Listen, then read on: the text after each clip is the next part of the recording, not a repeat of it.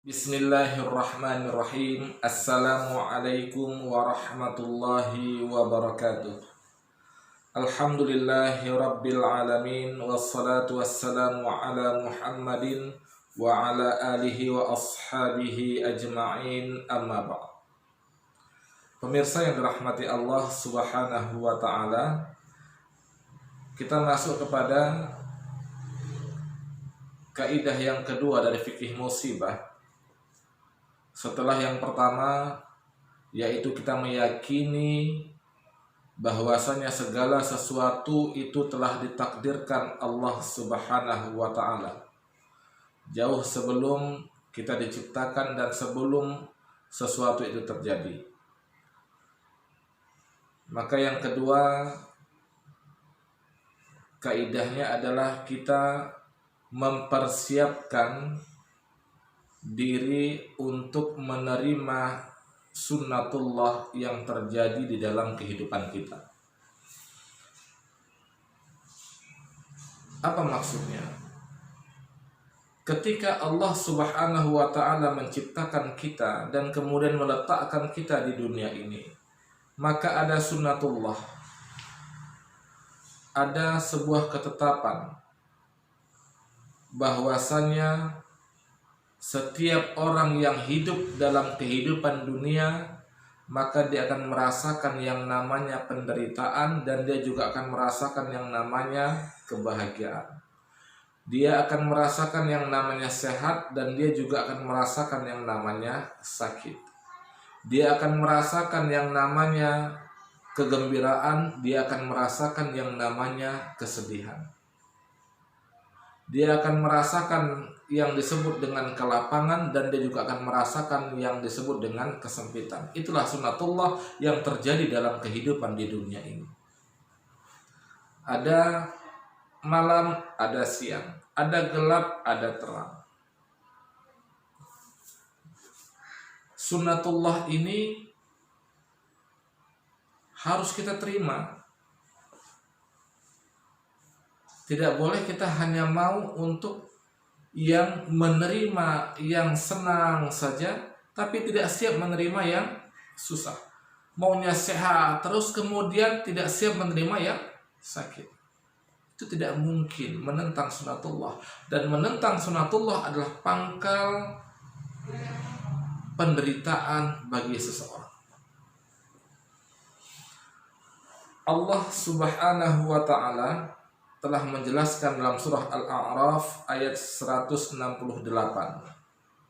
A'udzu billahi minasyaitonir rajim. Wa qatta'nahum fil ardi umama minhumus salihuna wa minhum duna dzalik. Wa balawnahum bil hasanati was sayyiati la'allahum yarji'un. Apa kata Allah subhanahu wa ta'ala? Wa qatta'nahum fil ardi umama. Kami telah membagi mereka di dunia ini menjadi kelompok-kelompok. Minhumus salihun wa minhum duna dzalik. Di antara mereka ada orang-orang yang salih, di antara mereka ada yang selain daripada itu. Berarti singkatnya ada salih dan ada ghairu salih. Yang ghairu salih inilah yang orang-orang yang ingkar, yang kafir, yang fasik, yang munafik, yang ma'asi di sini.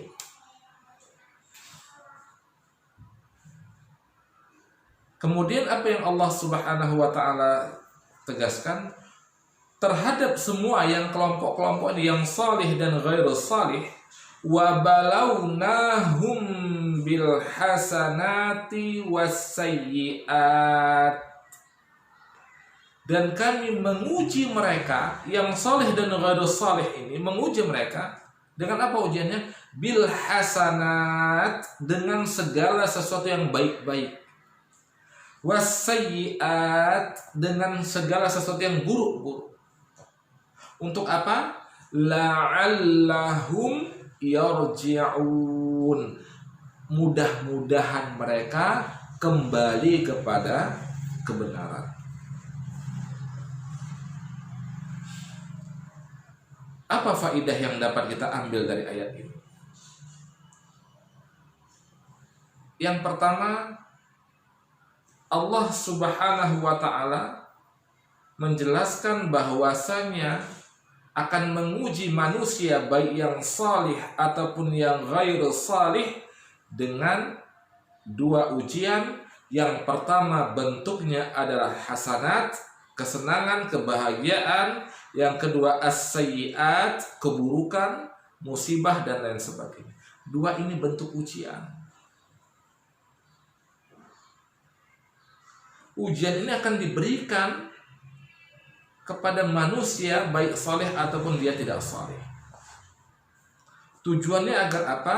La'allahum yarji'un. Mudah-mudahan mereka kembali kemana? Kembali kepada kebenaran. Jadi di sini dapat kita lihat Allah Subhanahu wa ta'ala menciptakan kebaikan dan keburukan. Inilah yang disebut dengan takdir baik dan takdir yang buruk. Tapi yang perlu kita fahami, takdir baik dan takdir buruk, baik dan buruknya ini itu berdasarkan kacamata manusia. Kalau hakikat takdir itu adalah baik semua. Jadi dikatakan takdir itu baik atau buruk itu timbangan manusia. Imam At-Tabari rahimahullah menjelaskan al-hasanat dan sayyiat ini. Hasanat itu kebaikan-kebaikan, kelapangan, kesehatan. Sementara as-sayyiat keburukan, musibah, penyakit, kesempitan, kesedihan, itu sayyiat. Jadi ini yang disebut dengan takdir buruk. Dari mana dikatakan buruk? Dari kacamata manusia. Bagi manusia sehat itu baik, takdir baik. Bagi manusia sakit itu buruk, takdir buruk. Bagi manusia secara umum, secara hukum manusianya, kekayaan itu baik. Bagi manusia secara umum, kemiskinan itu buruk. Tetapi bagi Allah Subhanahu wa ta'ala, takdir itu sebenarnya mau baik mau buruk, tapi Allah ingin yang terbaik buat hambanya. Di mana kata kuncinya? Ketika Allah mengatakan la'allahum yarji'un, agar mereka kembali kepada kebenaran. Kenapa Allah Subhanahu wa ta'ala berikan kepada mereka itu ujian berupa kelapangan? Agar mereka kembali kepada Allah. Kenapa Allah Subhanahu wa ta'ala beri ujian mereka dengan kesakitan yang notabene itu adalah takdir buruk? Agar mereka kembali kepada kebenaran. Bukankah tujuan Allah itu agar manusia kembali kepada kebenaran? Maka tidak ada takdir itu yang buruk dalam pandangan Allah. Semuanya Allah ingin agar kita masuk dalam takdir yang baik tersebut.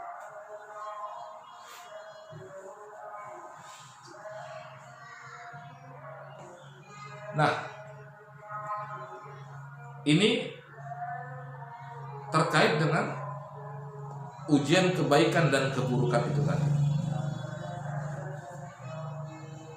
Maka kemudian yang kedua, mengapa Allah Subhanahu wa ta'ala menggunakan kata-kata la'allahum? Yaitu agar Allah mengatakan la'allahum, mudah-mudahan mereka. Semoga saja mereka kembali kepada kebenaran. Jadi belum pasti. Allah tidak menggaransikan kalau diberikan ujian kebaikan atau keburukan mereka akan kembali kepada kebenaran. Maka Allah mengatakan la'allahum, mudah-mudahan mereka kembali. Berarti dapat kita pahami ada golongan, ya ada sekelompok manusia yang diberikan kelapangan oleh Allah, kekayaan harta, kemudian jabatan, kelapangan hidup dan lain sebagainya. Ada yang kemudian dia semakin dekat kepada Allah, menjadi dermawan, suka beramal salih, mau menolong orang. Nah, ini dia bersyukur dan akhirnya dia kembali kepada kebenaran, makin dekat kepada Allah. Tapi sebaliknya ada orang yang ketika dikasih kelapangan, dikasihkan harta dan jabatan, dia makin terlena dan makin melupakan Allah Subhanahu wa taala. Dia bertahan dengan kesesatannya dan tidak mau kembali kepada kebenaran. Sebaliknya ada